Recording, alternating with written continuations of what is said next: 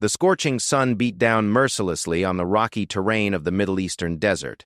Staff Sergeant Marcus Thompson wiped the sweat from his brow as he adjusted his tactical vest. The temperature had already climbed past 110 degrees Fahrenheit, and it was only 0800 hours.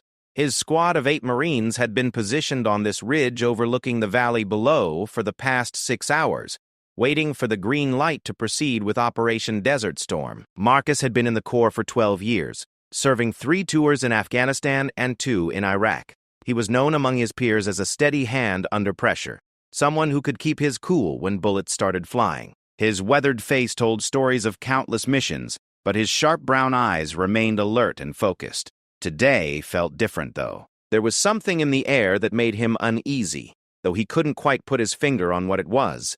The valley spread out before them like a dusty bowl carved into the earth by centuries of wind and occasional flash floods. Intelligence reports indicated that a high-value target was holed up in a compound roughly 2 kilometers to the northeast. The target was believed to be Ahmed al-Rashid, a bomb maker responsible for several attacks on coalition forces over the past 18 months. The man had managed to slip through their fingers on 3 previous occasions, always seeming to vanish into thin air just when they thought they had him cornered. Lieutenant Colonel James Harrison's voice crackled through Marcus's headset, breaking the morning silence. "Bravo, team, this is command. Target confirmation is solid. We have eyes on the compound. Proceed to Phase 1 of the operation." Marcus keyed his mic twice to acknowledge the order, then turned to address his team. Corporal Rodriguez was positioned behind the Barrett .50 caliber sniper rifle, his eye pressed to the scope as he surveyed the compound below. Private First Class Johnson and Private Chen flanked the left side of their position, while Sergeant Williams and his fire team covered the right approach. Each man had been hand-picked for this mission based on their experience and reliability under fire. The compound itself was a typical desert structure, built from sun-baked mud bricks and concrete blocks. High walls surrounded the main building, with what appeared to be guard towers at each corner. Intelligence suggested that al-Rashid had anywhere from 6 to 12 armed men protecting him. All of them experienced fighters who wouldn't hesitate to die for their cause. As Marcus studied the target through his binoculars, he noticed movement in the compound's courtyard. 3 men emerged from the main building, carrying what looked like equipment cases toward a waiting pickup truck. This wasn't part of the intelligence briefing. The target was supposed to be staying put, not preparing to move. "Command, this is Bravo Leader," Marcus spoke into his headset. "We have movement in the compound. It looks like they might be preparing to relocate." The response came back immediately. "Copy that. Bravo Leader. Adjust timeline. You are cleared to move to Phase 2 immediately. Do not let the target escape." Marcus felt his pulse quicken. Moving up the timeline always increased the risk of complications. He had seen too many good Marines die because someone higher up the chain of command got impatient. But orders were orders, and Ahmad al-Rashid couldn't be allowed to slip away again. He signaled to his team, using hand gestures they had practiced hundreds of times. The plan was straightforward in concept, but required precise execution. Rodriguez would provide overwatch with the sniper rifle while the rest of the squad moved down the ridge in 2 fire teams. They would approach the compound from the east and west simultaneously, creating a pincer movement that would trap anyone inside. The terrain leading down to the compound was treacherous. Loose rocks and sudden drop-offs made footing uncertain, and there was precious little cover once they left the ridge. Marcus had studied the satellite photos for hours, memorizing every boulder and gully that might provide concealment during their approach. As they began their descent, Marcus couldn't shake the feeling that something was wrong. His instincts had kept him alive through 5 combat deployments, and right now they were screaming at him to be extra cautious. The compound seemed too quiet, too still. Even with the movement they had observed, there should have been more signs of life. Halfway down the slope, Sergeant Williams raised his fist, signaling the team to freeze. Everyone dropped to one knee, weapons ready, scanning for threats. Williams pointed toward a cluster of rocks about 50 meters ahead. At first, Marcus didn't see anything unusual, but then a glint of reflected sunlight caught his eye. Someone was positioned among those rocks, and they weren't supposed to be there. The intelligence briefing had made no mention of external security posts. Either their information was incomplete, or al-Rashid had changed his security procedures. Marcus weighed their options quickly. They could try to circle around the position, but that would add significant time and expose them to observation from the compound. They could try to neutralize the threat quietly, but if they failed, the entire operation would be compromised. He made his decision and signaled for Williams to move his fire team wide to the left, while Marcus took his men straight ahead. If there was only one guard post, they could overwhelm it quickly. If there were more, they would have to adapt on the fly. As they crept forward, Marcus's radio crackled with an update from Rodriguez, who was monitoring the compound through his rifle scope. "Bravo, leader. I count 4 targets loading equipment into vehicles. They're definitely preparing to move. Timeline critical. The pressure was mounting. Marcus could feel his heart rate increasing as they closed the distance to the suspected guard position. 20 meters. 15. 10. Then suddenly, a figure rose from behind the rocks, an AK-47 in his hands. The firefight erupted instantly. The guard's first shots went wide, striking rocks near Johnson's position and sending chips of stone flying. Marcus returned fire with controlled bursts from his M4 carbine, while his team spread out to avoid presenting a concentrated target. The sound of gunfire echoed across the valley like thunder, destroying any hope of maintaining the element of surprise. At the compound, Marcus could see figures running between buildings, some carrying weapons, others shouting orders. Their carefully planned operation had just become a running gun battle. Williams and his team engaged the guard position from the flank, catching the defender in a crossfire that ended the threat quickly. But the damage was done. Every fighter in the compound now knew they were coming, and Marcus could see muzzle flashes beginning to wink from the guard towers. "Bravo, leader. This is command." The radio squawked urgently. "What's your status?" "We're hearing significant gunfire. Contact at grid 4. 7, 2, 1, 9, 8, Marcus replied between bursts of fire. "One guard position neutralized, but we've lost surprise. Compound is alert and responding." The response came back immediately. "Continue mission. Target cannot be allowed to escape. Air support is inbound. ETA 15 minutes. 15 minutes felt like an eternity when bullets were flying. Marcus assessed their situation rapidly. They were still 800 meters from the compound, exposed on a rocky slope with limited cover. The guard towers had excellent fields of fire, and more defenders were appearing on the compound walls. Rodriguez's rifle boomed from the ridge behind them, the heavy .50 caliber round taking out one of the tower guards. "Good shot, Rodriguez," Marcus called over the radio. "Keep them honest." The team continued their advance, bounding from one piece of cover to the next.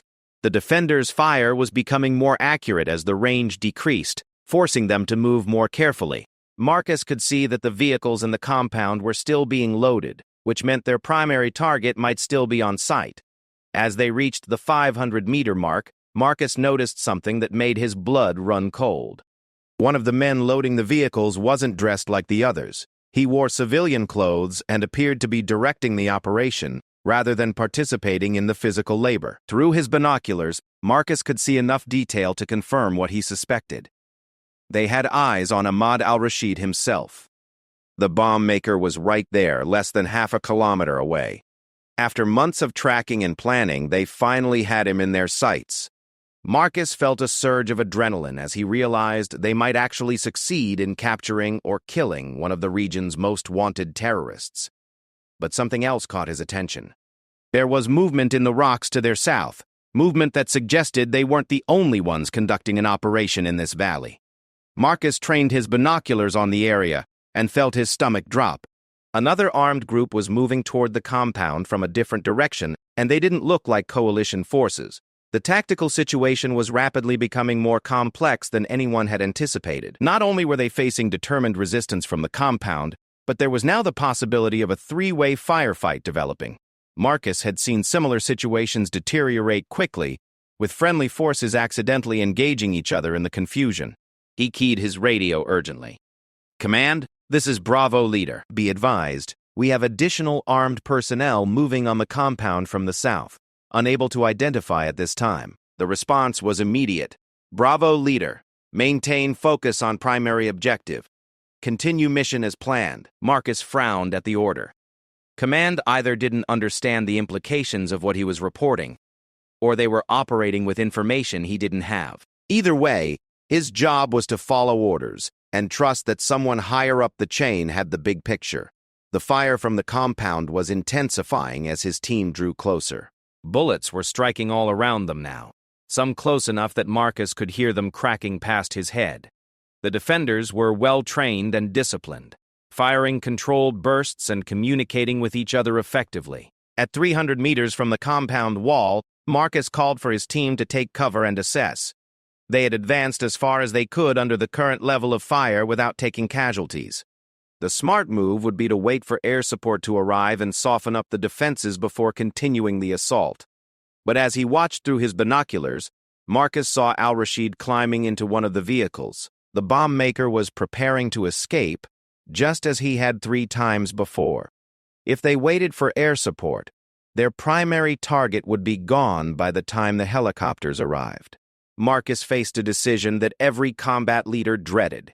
He could follow the conservative approach and wait for support, virtually guaranteeing the loss of their target, but preserving the lives of his men. Or he could press the attack immediately, giving them a chance to complete the mission but risking casualties among his team.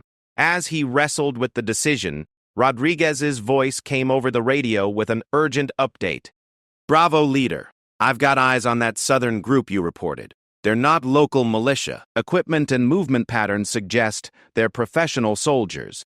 Marcus felt a chill run down his spine despite the desert heat. Professional soldiers could mean anything from special forces to foreign military units. Without proper identification, there was no way to know if they were dealing with allies, enemies, or neutral parties. The situation was spiraling beyond their ability to control it, but the mission parameters remained clear. Ahmed al-Rashid could not be allowed to escape again. Marcus made his decision and signaled his team to prepare for the final assault on the compound.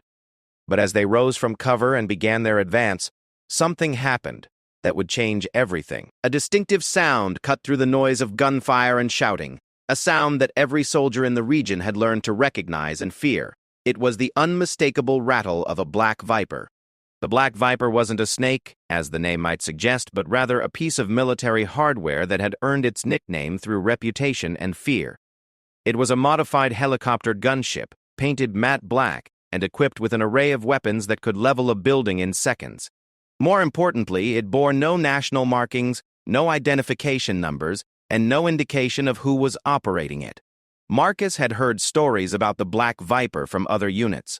Whispered conversations about a mysterious aircraft that appeared at critical moments during sensitive operations. Some said it was operated by CIA paramilitary forces. Others claimed it belonged to a private military contractor working for interests that preferred to remain anonymous. A few conspiracy-minded soldiers insisted it was part of a classified program so secret that even most generals didn't know about it. What everyone agreed on was that when the Black Viper appeared, it meant someone very powerful wanted a particular outcome, and they weren't concerned about collateral damage or political ramifications. As the distinctive sound of its rotors grew louder, Marcus felt his training and instincts warring with each other. His mission was clear, his target was in sight, and his team was ready to execute. But the arrival of the Black Viper suggested that forces beyond his understanding were at work. The helicopter crested the ridge behind them, moving fast and low. Marcus could see the pilot through the cockpit glass, but the figure's face was hidden behind a visor and oxygen mask. The aircraft's weapon systems were clearly visible beneath its fuselage, and Marcus counted at least 4 different types of ordnance mounted on its external pylons. As the Black Viper approached the compound, something unexpected happened. Instead of engaging the defenders or providing support for Marcus's team, the helicopter began circling the area at a safe distance. It was observing, not attacking, and that made Marcus even more nervous than if it had opened fire. The gunfire from the compound began to slacken as the defenders noticed the new arrival. Even hardened fighters understood that a helicopter gunship could end their resistance in minutes, and many were clearly reconsidering their options. Marcus used the lull to advance his team closer to the compound wall. They were now within 200 meters of their objective, close enough to see individual faces among the defenders. Al-Rashid was still visible near the vehicles, but he seemed to have stopped loading equipment and was now talking urgently on what appeared to be a satellite phone. The southern group that Rodriguez had identified was also holding position, apparently waiting to see what the helicopter would do. Marcus counted at least 6 individuals in that group, all carrying modern military equipment and moving with the precision that marked them as professional soldiers. The tactical situation had evolved into a complex standoff, with 4 different groups all focused on the same small compound in the middle of a desert valley. Marcus's Marines, al-Rashid's defenders, the mysterious southern group, and now the Black Viper, all waiting to see who would make the next move. That's when Marcus's radio crackled with a transmission unlike any he had received during his military career. The voice was calm, professional, and spoke with an authority that seemed to cut through the chaos of the moment. All units in Grid Square 4-7, this is Crossroads 6. Cease all offensive operations immediately and await further instructions. Marcus looked at his team, seeing his own confusion reflected in their faces. Crossroads 6 wasn't a call sign he recognized, and it definitely wasn't part of their mission briefing. The voice continued with instructions that would fundamentally change the nature of their operation. Ground units are directed to establish defensive positions and observe only. Target compound is now under Crossroads jurisdiction. Any unit engaging without specific authorization will be considered hostile. The implications hit Marcus like a physical blow. Someone had just taken control of their mission. Someone with the authority to override direct orders from Lieutenant Colonel Harrison. In his 12 years of military service, he had never encountered anything like this. As if to emphasize the point, the Black Viper altered its flight pattern and moved to a position directly between Marcus's team and the compound. The message was clear without being explicitly stated. Any attempt to continue their assault would bring them into direct conflict with whoever was operating the mysterious helicopter. Marcus keyed his radio, trying to reach command for clarification.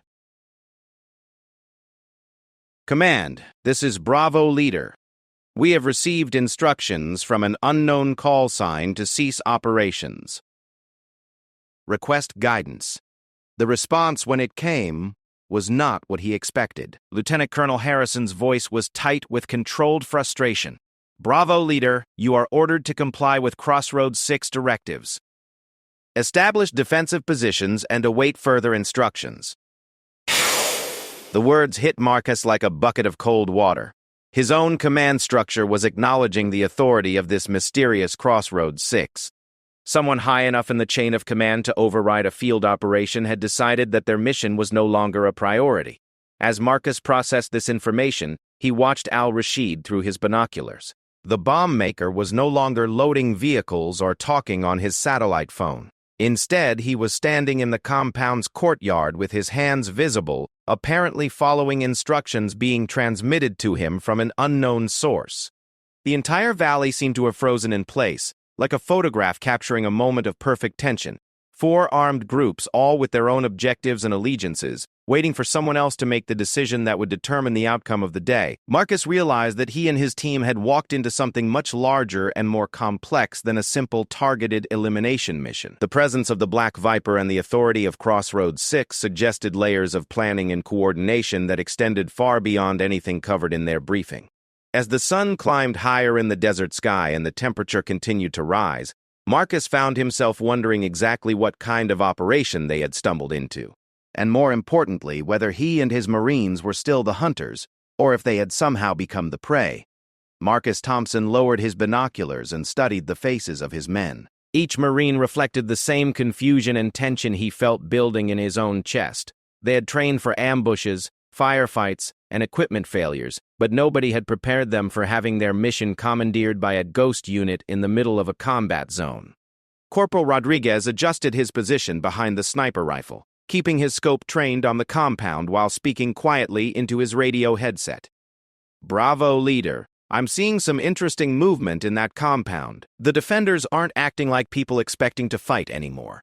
They're organizing equipment and personnel like they're preparing for inspection. Marcus raised his binoculars again and focused on the courtyard. Rodriguez was right. The armed men who had been firing at them minutes earlier were now standing in loose formation, their weapons lowered but still ready. It was the posture of soldiers following orders they didn't fully understand but knew better than to question. Al-Rashid himself had moved to what appeared to be a designated position near the main building's entrance. Even from 200 meters away, Marcus could see the bomb maker's body language had changed completely. The urgent activity of a man trying to escape had been replaced by the resigned stance of someone waiting for whatever came next. Private First Class Johnson crawled up beside Marcus, his M4 carbine still trained toward the compound, despite the ceasefire order. Johnson was 22 years old, from a small town in Iowa, and had joined the Marines straight out of high school. This was his first deployment, and Marcus could see the young man struggling to process what was happening. "Sergeant Thompson," Johnson whispered, "what exactly is Crossroads 6? And why does that helicopter get to tell us what to do?" Marcus had been asking himself the same questions for the past 20 minutes. In his experience, when unidentified units appeared during classified operations, it usually meant that multiple government agencies were working the same target without proper coordination. The result was often a bureaucratic nightmare that could get good soldiers killed. "Stay focused on your sector, Johnson," Marcus replied quietly. "Whatever's happening here, we follow orders and keep our eyes open." The Black Viper continued its lazy circuit around the valley, maintaining a distance that kept it out of range of small arms fire, while providing an excellent vantage point for observation. Marcus had served alongside helicopter pilots and knew enough about aircraft capabilities to recognize that the Viper was equipped for much more than reconnaissance. The weapon systems visible beneath its fuselage included what appeared to be a 30 chain gun, rocket pods, and at least 2 types of guided missiles. Sergeant Williams signaled from the team's left flank, drawing Marcus's attention to movement in the rocky terrain to the south.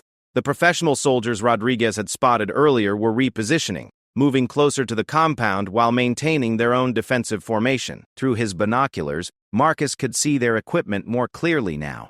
The southern group was carrying weapons and gear that looked expensive and well-maintained. Their uniforms were unmarked but appeared to be high-quality military issue. Most telling was their movement patterns, which demonstrated the kind of tactical proficiency that came from extensive training and combat experience. Marcus keyed his radio, keeping his voice low. "Command, this is Bravo Leader. Can you provide any information on the identity of other units operating in our area?" The response came back after a longer delay than usual, suggesting that Lieutenant Colonel Harrison was consulting with someone before answering. "Bravo Leader. Maintain current position and continue observation. Additional information is classified at this time." The non-answer was almost as informative as a detailed briefing would have been. Someone was operating with authorities and classifications that exceeded Marcus's clearance level. In the world of special operations, that usually meant intelligence agencies or units so classified that their very existence was officially denied. As Marcus pondered the implications, his radio crackled with another transmission from the mysterious Crossroads 6. "All ground units, this is Crossroads 6. Prepare for phase transition in 5 minutes. Maintain current positions and await specific instructions. Phase transition." The term wasn't part of standard military terminology that Marcus recognized, but the tone of authority in the voice made it clear that compliance wasn't optional. He passed the warning to his team and watched as the other groups in the valley seemed to receive similar instructions. The Black Viper's flight pattern changed subtly, moving to a position that provided better coverage of all 3 ground units simultaneously. Marcus realized that whoever was operating the helicopter had been coordinating the entire situation from the beginning. His team's mission to capture al-Rashid had been just one part of a larger operation. During the 5-minute waiting period, Marcus took the opportunity to study the compound more carefully. The building itself was larger than it had appeared in the satellite photographs, with what looked like underground levels accessed through a concealed entrance on the east side. The walls were higher and thicker than typical residential construction, suggesting they had been built with defensive considerations in mind. More interesting was what Marcus could see of the interior layout through windows and open doorways. The compound wasn't just a safe house or temporary hiding place, it was equipped as a permanent facility, with communications equipment, workshop areas, and what appeared to be storage rooms for materials and supplies. Al-Rashid wasn't just hiding here. He was operating a significant bomb-making facility that could supply explosives and weapons to terrorist networks throughout the region. The intelligence briefing had described him as a single high-value target, but the reality was much more complex. Corporal Rodriguez's voice came through the radio headset with another observation. "Bravo, Leader. I'm getting a better look at those vehicles they were loading. Those aren't just escape transportation. I count at least 6 large cases that look like they're designed for transporting sensitive materials. Marcus felt pieces of a larger puzzle beginning to fall into place. If al-Rashid had been preparing to relocate not just himself, but an entire workshop's worth of bomb-making materials, then interrupting his escape had prevented a much larger problem than anyone had realized. The 5-minute warning period expired, with another transmission from Crossroads 6. All ground units' phase transition is now active. Alpha unit will advance to compound and secure target individual. Bravo unit will maintain overwatch position. Charlie unit will establish perimeter security. Black unit will coordinate and provide support. Marcus felt a moment of confusion before realizing that his Marine squad had been designated as Bravo unit. Alpha unit was presumably the professional soldiers from the south, while Charlie unit likely referred to the defenders inside the compound. Black unit would be the helicopter crew. The tactical situation was being reorganized on the fly, with former enemies now assigned complementary roles in whatever operation Crossroads 6 was actually conducting. Marcus had never seen anything like it outside of training exercises designed to test interagency cooperation. As the new phase began, Marcus watched the Alpha unit emerge from their positions and begin a controlled advance toward the compound. Their movement was professional and confident, lacking the cautious approach that Marcus's team had used. These soldiers clearly had detailed intelligence about the compound's layout and defenses. More surprisingly, the defenders inside the compound made no attempt to resist the Alpha unit's approach. Weapons were lowered and several of al-Rashid's men actually moved to open the compound's main gate. Whatever instructions they had received through their own communication channels had convinced them that cooperation was their best option. Al-Rashid himself remained standing near the building entrance, his posture suggesting resignation rather than fear. Marcus had expected the bomb-maker to either fight desperately or attempt to flee, but instead he appeared to be waiting calmly for whatever came next. The Alpha unit reached the compound perimeter and deployed in a standard entry formation. 2 soldiers moved through the main gate while others covered potential escape routes and windows. The entire operation was conducted with the precision of a training exercise, despite involving individuals who had been shooting at each other less than an hour earlier. Rodriguez provided running commentary through the radio as events unfolded. Alpha team is inside the compound now. No resistance observed. Target individual is cooperating with instructions. I count 4 Alpha personnel, all moving with clear objectives. Marcus continued to observe while processing the implications of what he was witnessing. The soldiers conducting the operation had clearly been briefed on the compound's layout, the number and positions of defenders, and al-Rashid's likely responses to various scenarios. This level of detailed intelligence suggested weeks or months of preparation. His own squad's mission had been planned and briefed as an independent operation to capture or eliminate a high-value target. But now it was clear that their assault had been just one element of a much larger plan. Someone had been using his Marines as unwitting participants in a more complex operation. The Black Viper moved closer to the compound, its weapon system still visible but no longer actively threatening. As it settled into a hover position about 100 meters from the main building, Marcus could see someone rappelling from the aircraft's cargo bay. The figure was dressed in black tactical gear and moved with the same professional confidence as the Alpha unit soldiers. Within minutes, the person from the helicopter had reached the compound and joined the Alpha team inside. Through his binoculars, Marcus could see this individual directing the search and securing of materials from the various workshop areas Rodriguez had identified earlier.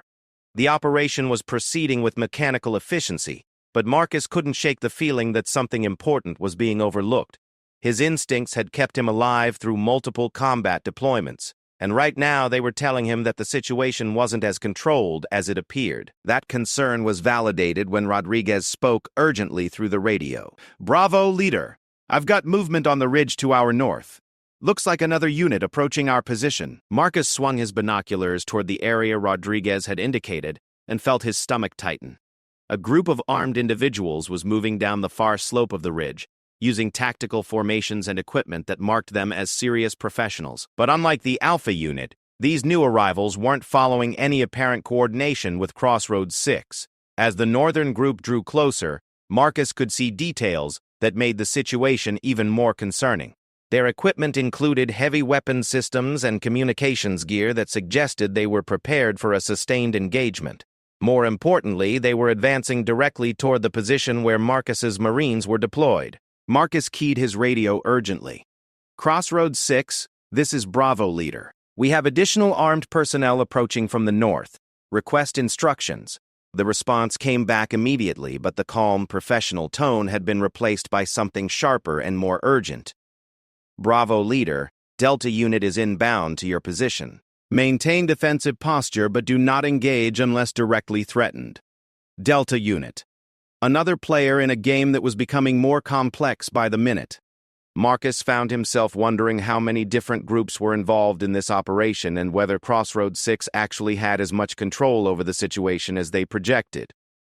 As the northern group continued their approach, Marcus could see that they were equipped for serious combat operations. Their weapons included what appeared to be anti-tank missiles and heavy machine guns, capabilities that far exceeded what would be needed for a simple personnel recovery mission. The Black Viper's flight pattern changed again, moving to intercept the approaching Delta Unit. For the first time since arriving in the valley, the helicopter's weapon systems rotated toward an active target. Whatever Delta Unit's actual mission was, it apparently wasn't part of Crossroads 6's operational plan. Marcus found himself in the middle of what was rapidly becoming a multi-way standoff between heavily armed professional military units. His Marines were outnumbered, outgunned, and operating without clear intelligence about the various factions involved. Sergeant Williams crawled over from his position on the team's left flank, his expression grim. "Sergeant Thompson, I'm seeing radio intercept suggesting that Delta Unit isn't here for the same target we are. They're looking for someone or something else entirely." The revelation added another layer of complexity to an already confusing situation. If Delta Unit had their own objectives that didn't involve Al-Rashid or his bomb-making operation, then there were multiple high-value targets or assets in the area that hadn't been mentioned in Marcus's mission briefing. As Marcus tried to process this information, the radio crackled with another transmission from Crossroads 6, this time directed specifically at the approaching Delta Unit. "Delta Leader, this is Crossroads 6. You are entering a controlled operational area. State your mission and authorization." The response, when it came, was in a voice Marcus didn't recognize, speaking with an accent he couldn't immediately identify. "Crossroads 6, Delta Leader. We are conducting authorized recovery operations under Article 7 protocols. Request you clear the operational area immediately." Article 7 protocols. Marcus had never heard the term, but the tone of the Delta Leader's voice suggested it carried significant authority. Whatever Article 7 meant, it was important enough that Delta Unit was willing to challenge Crossroads 6's control over the situation. The Black Viper's response was immediate and unambiguous. The helicopter's weapon systems locked onto the leading elements of Delta Unit, and the pilot's voice came across the radio with crystal clarity. "Delta Leader, you will halt your advance immediately or you will be engaged. This operational area is under Crossroads authority until further notice." The standoff that followed was unlike anything Marcus had experienced in his military career. Two professional military units, both operating under classified authorities, facing off over objectives that weren't entirely clear to any of the participants. Meanwhile, his own Marines were caught in the middle, with orders to observe and maintain position. Through his binoculars, Marcus could see that the Alpha unit inside the compound had completed their initial objectives. Al-Rashid was now secured and being prepared for transport, while the various materials and equipment from his workshops were being loaded into containers. But the arrival of Delta Unit had clearly complicated whatever extraction plan Crossroads 6 had originally developed. The tension in the valley was building toward a breaking point. Delta Unit had halted their advance but maintained their aggressive posture, weapons trained on the Black Viper and the compound simultaneously. The helicopter continued its hover position, weapons locked and ready to fire. Inside the compound, Alpha Unit was accelerating their operations, clearly trying to complete their mission before the situation deteriorated further. Marcus realized that his team was positioned at the potential flashpoint of a confrontation between forces whose capabilities and authorities he didn't fully understand. If shooting started, his Marines would be caught in crossfire from multiple directions, with no clear allies and limited options for tactical withdrawal. As if reading his thoughts, Private Johnson spoke quietly from his position. "Sergeant Thompson, what happens if these people start shooting at each other?" Marcus had been asking himself the same question. The honest answer was that 8 Marines armed with standard infantry weapons would have minimal impact on a battle between helicopter gunships and units equipped with anti-tank missiles. Their survival would depend on finding cover and avoiding becoming targets themselves. But before Marcus could respond to Johnson's question, something happened that changed the entire dynamic of the situation. A new voice came across the radio, speaking with an authority that seemed to cut through the tension like a knife. "All units, this is Control. Implement Protocol 7 immediately. All ground units will withdraw to designated safe distances. Air units will establish high-altitude observation positions. Target recovery operations are hereby suspended pending higher authorization. Control, not Crossroad 6, not Delta Leader, but someone with enough authority to override all of them simultaneously." Marcus watched through his binoculars as every unit in the valley began following the new instructions without question or delay. The Black Viper immediately gained altitude and moved to a position several kilometers away. Delta unit began withdrawing toward the northern ridge, their weapons systems standing down. Inside the compound, Alpha unit halted their loading operations and began preparing for extraction. Even Al-Rashid seemed to understand that the situation had changed fundamentally. The bomb maker's posture shifted from resigned cooperation to something approaching relief, as if he understood that his immediate fate had been postponed rather than sealed. Marcus found himself following withdrawal instructions that appeared on his radio without anyone having explicitly issued them to his unit. The voice identifying itself as Control had somehow transmitted precise coordinates and timing to every group simultaneously, coordinating a complex disengagement that prevented the confrontation from escalating. As his Marines began their tactical withdrawal to the designated safe distance, Marcus couldn't help but marvel at the level of coordination and authority required to manage such an operation. Whatever Protocol 7 represented, it had the power to override multiple classified military operations simultaneously. But as they reached their new positions and established observation posts, Marcus realized that the fundamental questions about their mission remained unanswered. Al-Rashid was still in the compound, his bomb-making materials were still available, and the various military units were still operating in the area with conflicting objectives. Protocol 7 had prevented an immediate confrontation, but it had also created a complex standoff that could resume at any moment. Marcus found himself wondering whether they had just witnessed the beginning of a much larger conflict, or if forces beyond his understanding had other plans for resolving the situation. As the sun reached its zenith in the desert sky and the temperature climbed past 115 degrees, Marcus Thompson prepared his team for what he suspected would be a very long wait for answers that might never come. The desert heat continued to build as Marcus Thompson and his Marines settled into their new observation positions. Protocol 7 had diffused the immediate tension, but it had also created an uncomfortable stalemate that left everyone watching and waiting for someone else to make the next move. Marcus used the temporary lull to study the various players in this increasingly complex game. Through his binoculars, he watched as the Alpha unit inside the compound began what appeared to be a detailed documentation process. Instead of simply loading Al-Rashid and his materials for immediate extraction, they were now photographing equipment, taking samples, and conducting what looked like a methodical intelligence-gathering operation. Corporal Rodriguez, still positioned behind his sniper rifle, provided running commentary on the activities below. "Bravo leader, Alpha team has brought in some kind of specialized equipment. Looks like electronic surveillance gear and maybe chemical analysis tools. They're not just securing the target anymore, they're studying everything."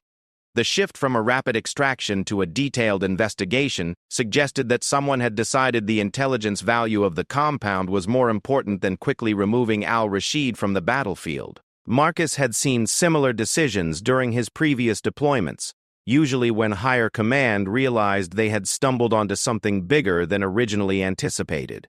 Al-Rashid himself seemed to understand the change in circumstances. Instead of the resigned cooperation he had displayed earlier, the bomb maker was now actively participating in discussions with his captors. From a distance, it looked almost like a professional consultation rather than an interrogation. That observation troubled Marcus more than the various military units maneuvering around the valley. In his experience, high-value targets only became cooperative when they had something valuable to trade. If al-Rashid was negotiating rather than resisting, it meant he possessed information or capabilities that someone desperately wanted. Sergeant Williams crawled up to Marcus's position, carrying the radio equipment they used for encrypted communications with their command structure. His expression was grim as he reported what he had been hearing through the various channels.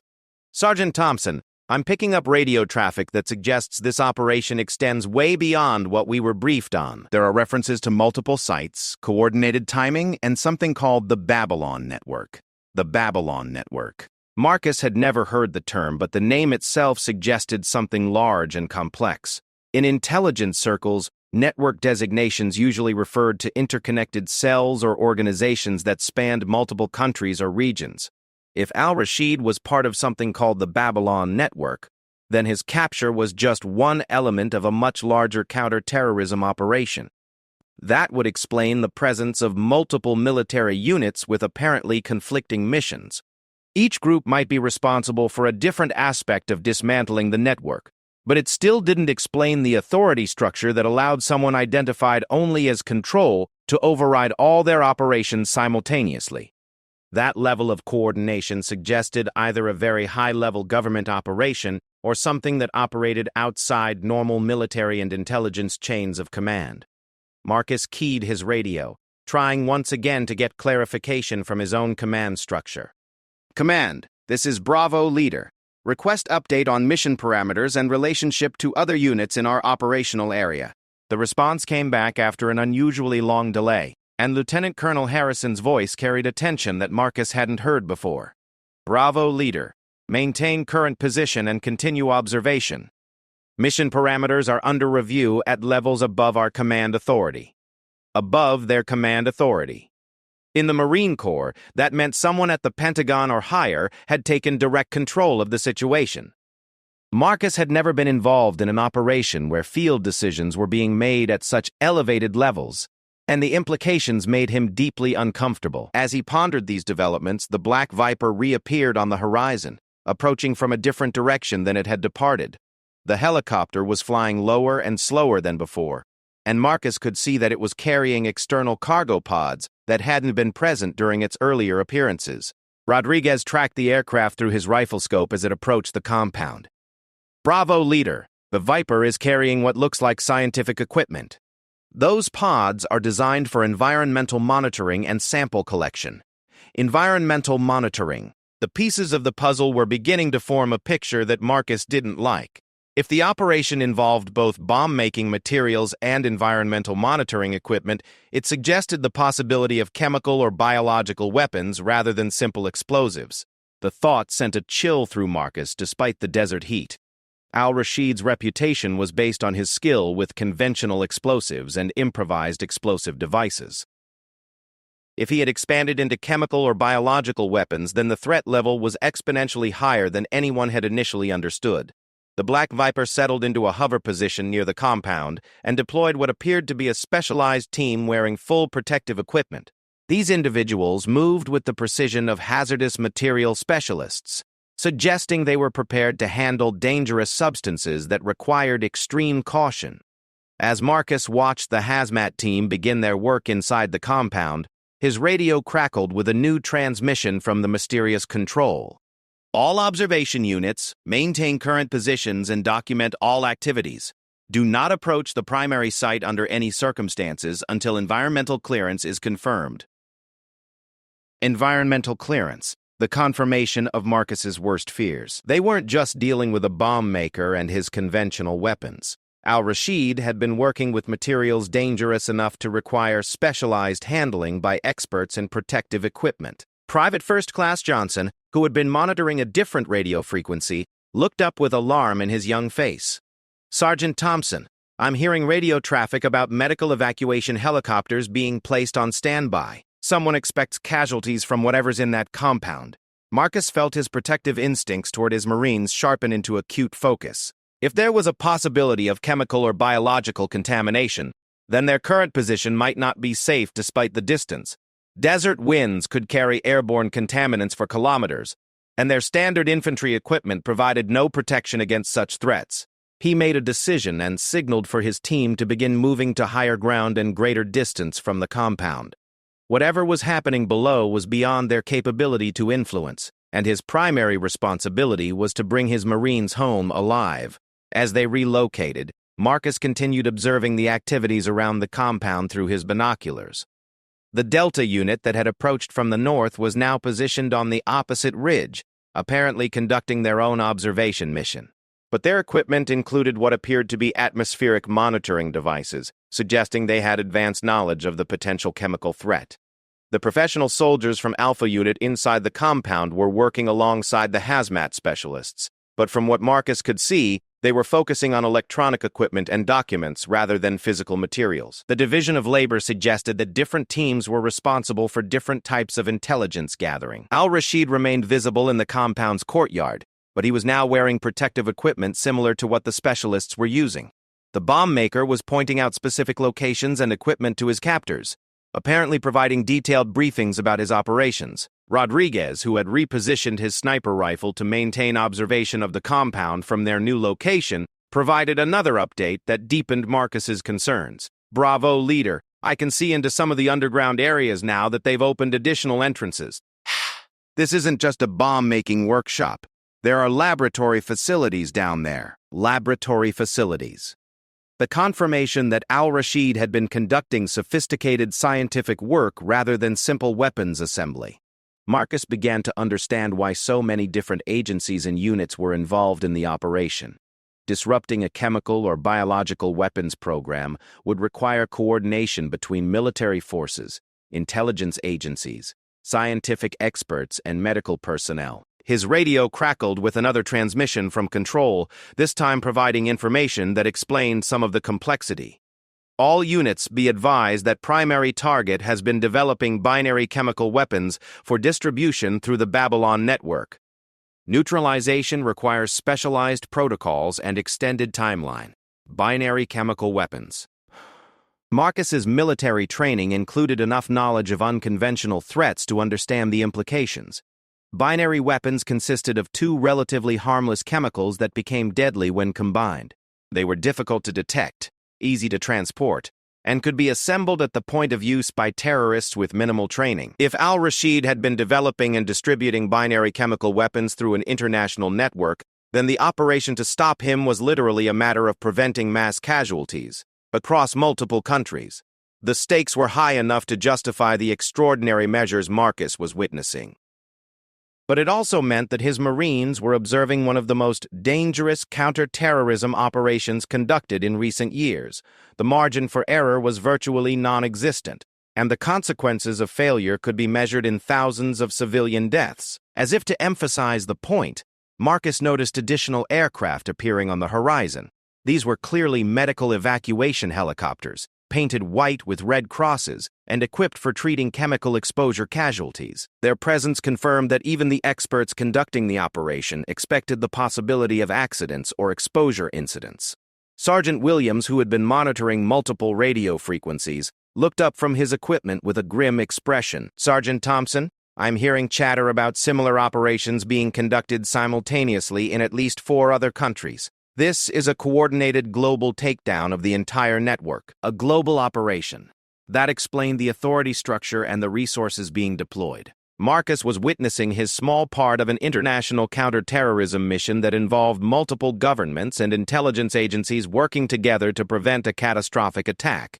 The scope of the operation also explained why his team's original mission had been so narrowly focused and seemingly routine. The planners couldn't risk having field units understand the full scope of what they were participating in, both for security reasons and to maintain operational compartmentalization if something went wrong. As Marcus absorbed this information, he noticed that the activities inside the compound were accelerating. The hazmat team was loading containers into the Black Viper's cargo pods, while the Alpha Unit soldiers were preparing what appeared to be demolition charges. Once they extracted everything of intelligence value, they were planning to destroy the facility completely. Al-Rashid was being prepared for transport, fitted with restraints and protective equipment that would allow him to be safely evacuated from the contaminated site. The bomb maker's cooperation with the operation suggested he understood that his survival depended on providing complete information about his network and activities. The Delta unit on the opposite ridge was also preparing to depart, their atmospheric monitoring mission apparently complete.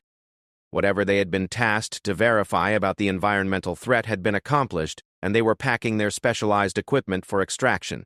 Marcus realized that his Marines were about to become the only remaining observers of what would likely be the final phase of the operation.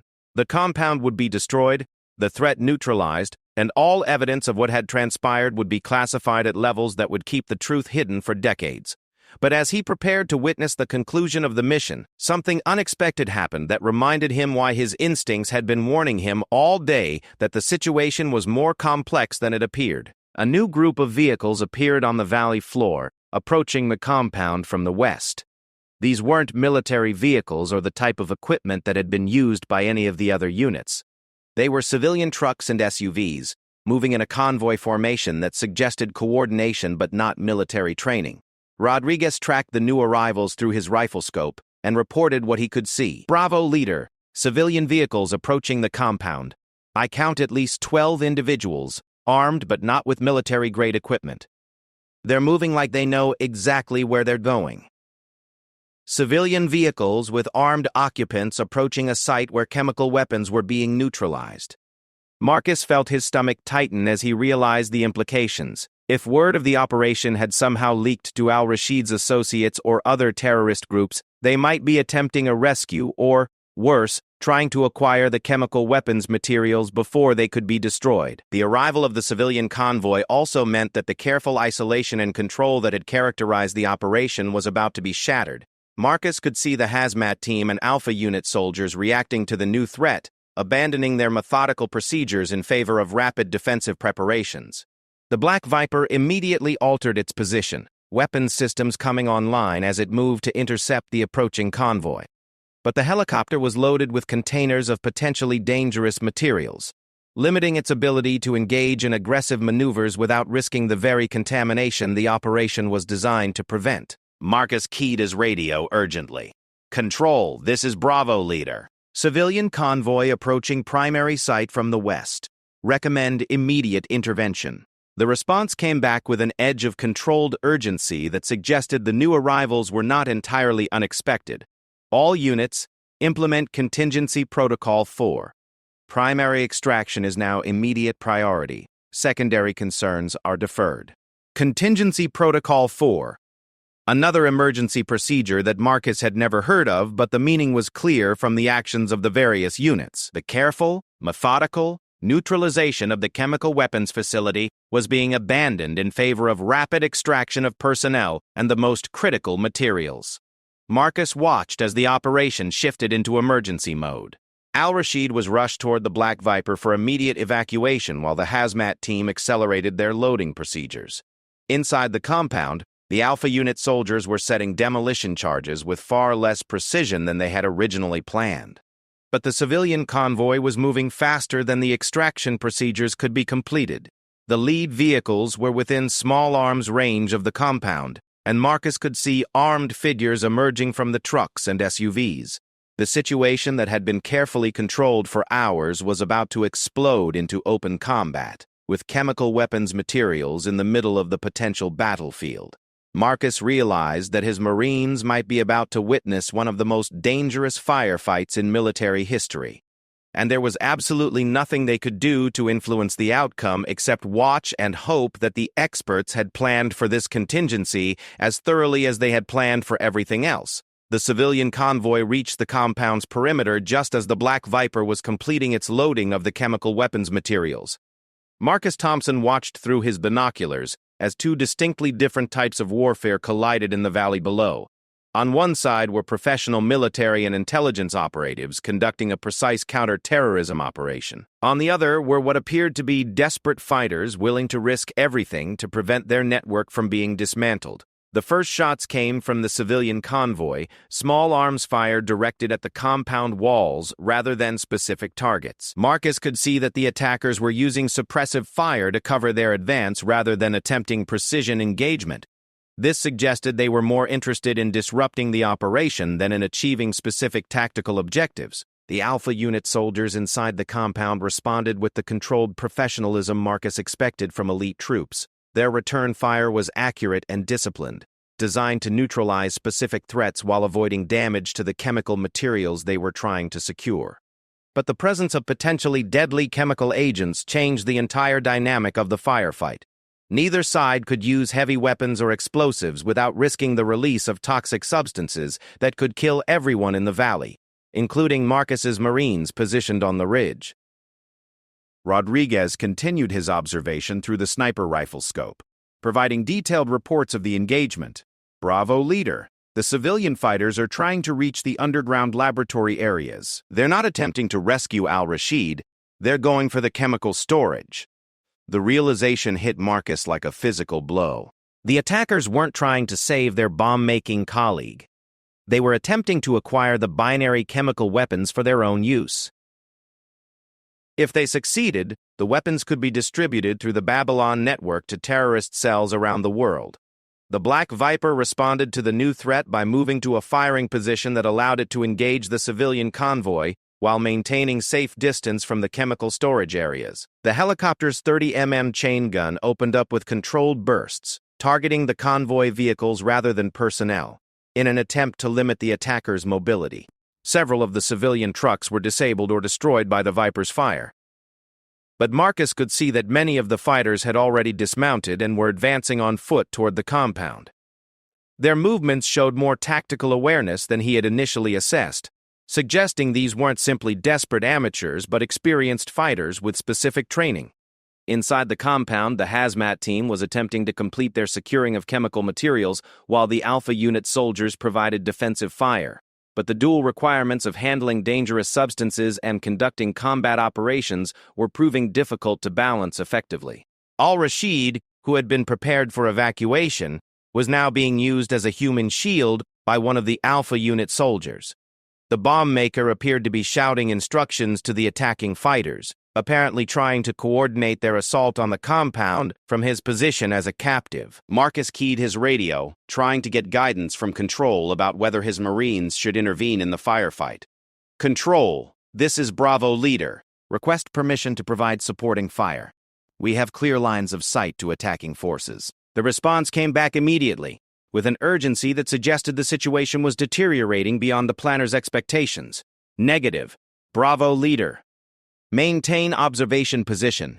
Any engagement risks compromising chemical containment protocols. Chemical containment protocols. The reminder that a stray bullet or explosion could release deadly toxins into the atmosphere, potentially killing everyone within kilometers of the compound. Marcus understood why his Marines were being held back, but watching professional soldiers being overwhelmed by superior numbers while being unable to assist went against every instinct he possessed. The firefight intensified as more civilian fighters reached the compound walls and began attempting to breach the main entrance.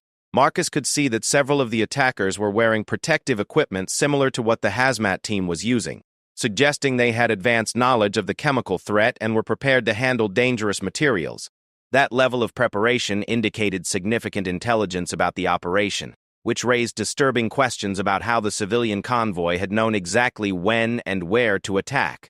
Either the Babylon network had penetrated the security around the mission, or someone involved in the operation was feeding information to the enemy. The Black Viper continued engaging targets around the compound perimeter, but the helicopter was limited in its effectiveness by the need to avoid damage to the chemical storage areas. The pilot was clearly skilled and experienced, but the tactical constraints were preventing the use of the aircraft's most effective weapons systems. Sergeant Williams, who had been monitoring radio traffic from multiple sources, looked up from his equipment with a grim expression. Sergeant Thompson, I'm hearing reports that similar attacks are occurring at the other sites around the world. This is a coordinated counteroffensive by the entire network. A coordinated counteroffensive. The revelation that the Babylon network had not only detected the global operation against them, but had organized simultaneous responses at multiple locations. Marcus began to understand why Control had seemed so urgent about implementing contingency protocols. If the network was striking back at multiple sites simultaneously, it meant they had the capability to coordinate complex operations across international boundaries. The threat they represented was even more sophisticated than the intelligence agencies had initially assessed. As Marcus processed this information, he watched the compound's defenses beginning to weaken under sustained assault. Several of the Alpha Unit soldiers had been wounded or killed, and the hazmat team was struggling to complete their mission while under fire. More concerning, Marcus could see that some of the attacking fighters had reached the underground laboratory areas that Rodriguez had identified earlier.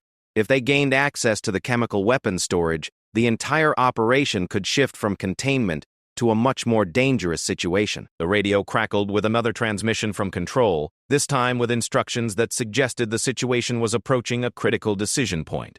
All units, be prepared for implementation of final protocol. Primary containment has been compromised. Secondary measures may be required. Final protocol. The term had an ominous sound that made Marcus suspect it involved something more drastic than conventional military responses. In his experience, when operations reached the point of final protocols, it usually meant someone was prepared to accept significant casualties to prevent a worse outcome. The Black Viper suddenly changed its flight pattern, moving away from the compound and gaining altitude rapidly. Through his binoculars, Marcus could see that the helicopter was no longer carrying the cargo pods that had contained the chemical materials. Either the hazmat team had completed their extraction, or the materials had been jettisoned to prevent capture. As the Viper reached safe distance, Marcus noticed additional aircraft appearing on the horizon. These weren't the medical evacuation helicopters that had been standing by earlier. They were military attack aircraft, flying in formation and approaching the valley at high speed. Rodriguez, still tracking the situation through his rifle scope, provided confirmation of Marcus's worst fears. Bravo leader, attacking forces have reached the chemical storage areas. I can see them loading materials into containers. They're attempting to extract the weapons for themselves. The nightmare scenario was unfolding in real time. The Babylon Network fighters weren't just trying to disrupt the counterterrorism operation. They were succeeding in acquiring the chemical weapons that the international coalition had been trying to secure. If those materials left the compound in the hands of terrorist fighters, they could be distributed to cells around the world and used to conduct attacks that could kill thousands of civilians. The stakes had escalated beyond a tactical engagement to a potential strategic catastrophe. Marcus watched as the approaching military aircraft established attack positions around the valley. The planes were maintaining safe distance from the compound, but their weapon systems were clearly trained on the target area. Someone was preparing to use overwhelming force to prevent the chemical weapons from leaving the site. The radio crackled with a transmission from control that confirmed Marcus's assessment of the situation. All observation units, withdraw to minimum safe distance immediately. Final protocol will be implemented in 5 minutes. Minimum safe distance. For military aircraft delivering precision weapons, that usually meant at least 10 kilometers from the target. But if the target contained chemical weapons, the safe distance could be much greater, depending on weather conditions and the type of toxic materials involved. Marcus immediately ordered his Marines to begin rapid withdrawal toward the ridgeline behind their current position. They had less than 5 minutes to reach a position that would provide protection from both the blast effects of military ordnance and potential chemical contamination from the target. As his team moved quickly through the rocky terrain, Marcus continued monitoring the situation in the valley through his handheld radio. The firefight around the compound was reaching its climax, with civilian fighters apparently succeeding in loading chemical materials into vehicles for extraction. The Alpha Unit soldiers and hazmat team were conducting a fighting withdrawal toward designated extraction points, abandoning their positions as the compound was overrun. Al-Rashid was nowhere to be seen, suggesting he had either been evacuated with the Black Viper or killed during the assault. The attacking aircraft were maintaining their holding pattern, weapons armed and ready but waiting for final authorization to engage.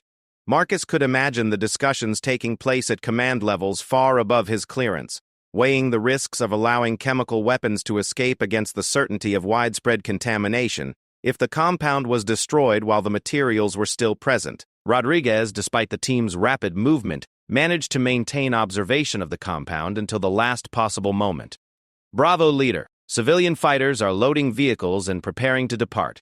They've got containers that look like the ones the hazmat team was using. The confirmation that the Babylon Network had successfully acquired at least some of the chemical weapons materials. Marcus realized that the final protocol would now be implemented not to prevent the materials from falling into enemy hands, but to prevent their successful extraction from the area. As his Marines reached what he hoped was minimum safe distance, Marcus turned for one final look at the valley below. The compound was now completely under the control of the civilian fighters, with several vehicles loaded and beginning to depart through different routes to complicate any pursuit. The attacking aircraft were adjusting their positions, apparently preparing to engage the departing vehicles, as well as the compound itself. The operation had evolved from a careful extraction mission to a desperate attempt to prevent chemical weapons from reaching terrorist networks around the world. Marcus keyed his radio for what he suspected might be his final report on the situation. Control. This is Bravo Leader. Observation team is at minimum safe distance. Target area is under enemy control with chemical materials being extracted. The response came back with the cold professionalism of someone making decisions that would affect thousands of lives. Roger, Bravo Leader. Final protocol is authorized. Take cover immediately. As Marcus shouted orders for his Marines to seek the best available shelter among the rocks, he couldn't help but wonder whether they were about to witness the successful conclusion of a counter-terrorism operation or the beginning of a much larger catastrophe. The attacking aircraft were beginning their final approach runs, weapon systems armed and targeting data locked in. In minutes, the valley would be transformed into a landscape of destruction, designed to ensure that no trace of chemical weapons survived to threaten civilian populations around the world. But Marcus had seen enough combat operations to know that even the best planned missions could have unintended consequences, especially when chemical weapons were involved. As he pressed himself against the rocks and prepared for the impact, he found himself praying that the experts had calculated correctly and that the cure wouldn't prove worse than the disease.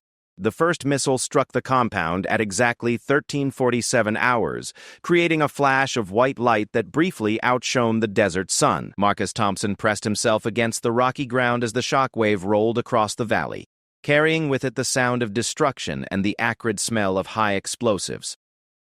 But something was wrong. The explosion was too clean, too precise, lacking the secondary detonations that should have accompanied the destruction of a chemical weapons facility.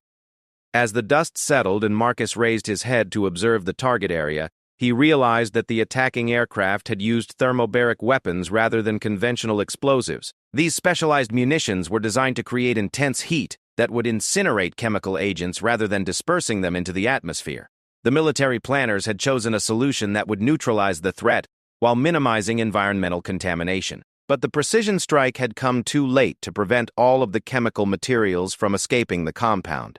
Through his binoculars, Marcus could see that several of the civilian vehicles had departed before the missiles struck, carrying unknown quantities of binary chemical weapons toward destinations that could be anywhere in the world. Rodriguez, who had maintained his position behind the sniper rifle throughout the withdrawal, provided confirmation of Marcus's fears.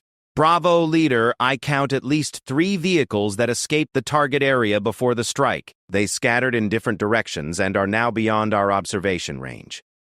3 vehicles carrying chemical weapons materials into an international terrorist network. Marcus felt a cold knot forming in his stomach as he contemplated the implications. Despite the massive resources and coordination that had gone into the operation, they had only achieved partial success. The Babylon network had been disrupted, but not destroyed, and they had acquired weapons of mass destruction in the process. The radio crackled with post-strike communications as various agencies attempted to coordinate pursuit of the escaping vehicles. But the desert terrain offered multiple escape routes, and the attackers had clearly planned their withdrawal to take advantage of natural cover and international boundaries that complicated military pursuit. Sergeant Williams, monitoring the command frequencies, looked up with a grim expression. Sergeant Thompson, I'm hearing that similar partial successes occurred at the other sites around the world. The network coordinated their counteroffensive better than anyone anticipated. Partial successes, a euphemism for operations that had prevented complete catastrophe but failed to eliminate the threat entirely. Marcus had participated in enough military actions to recognize the type of outcome that would be classified as successful in official reports, while leaving everyone involved knowing they had been outmaneuvered by their opponents. The Black Viper reappeared on the horizon, returning to conduct damage assessment of the destroyed compound. The helicopter maintained safe altitude and distance while deploying sensors to verify that the chemical threat had been neutralized by the thermobaric strike. But the aircraft's presence also served as a reminder of the sophisticated capabilities that had been deployed in the operation. As Marcus watched the post-strike assessment unfold, he began to understand the true scope of what they had witnessed. The operation had involved multiple intelligence agencies, special forces units from several countries, specialized hazmat teams, and precision military strikes. The resources devoted to dismantling the Babylon network represented one of the largest counterterrorism efforts in modern history. Yet the network had not only detected the operation in advance, but had mounted coordinated counterattacks at multiple sites simultaneously. The level of intelligence gathering and operational coordination required for such a response suggested that the Babylon network was far more sophisticated than conventional terrorist organizations. Private First Class Johnson, who had been quietly observing the destruction in the valley below, spoke up with a question that had been troubling Marcus as well. "Sergeant Thompson, how did those attackers know exactly when and where to hit the compound?" Someone had to have told them about the operation. The question that Marcus had been avoiding confronting directly. The civilian convoy had arrived at precisely the moment when the chemical weapons were most vulnerable to capture. Their timing had been too perfect to be coincidental, which meant someone with access to operational intelligence had provided information to the Babylon network. Marcus keyed his radio, trying to get clarification about post-operation procedures. "Control, this is Bravo Leader. Request instructions for extraction and debriefing." The response came back after a significant delay, suggesting that decisions about his team's future were being made at very high levels. "Bravo Leader, maintain current position for specialized extraction. Debriefing will occur at a classified location. Specialized extraction and classified debriefing." The language indicated that Marcus and his Marines were about to enter the world of compartmentalized intelligence operations where normal military procedures didn't apply. They had witnessed something that required careful management to maintain operational security. As they waited for extraction, Marcus reflected on the events of the day and tried to piece together what they had really been part of. His original mission briefing had described a routine targeted elimination of a bomb maker. The reality had been a complex international operation involving chemical weapons, multiple intelligence agencies, and a terrorist network with capabilities that rivaled those of nation-states. The disconnect between the briefing and the reality suggested that his team had been used as unknowing participants in a larger operation. Their assault on the compound had served as a distraction or cover for the more sensitive activities being conducted by other units. It was a common tactic in special operations, but Marcus felt uncomfortable about being kept in the dark about the true nature of their mission. Rodriguez lowered his rifle and looked across the valley at the smoldering remains of the compound. "Bravo, Leader. Do you think we actually won today, or did we just prevent ourselves from losing completely?" The question captured Marcus's own ambivalence about the operation's outcome. They had prevented the complete acquisition of chemical weapons by the Babylon network, but they had also failed to prevent partial acquisition.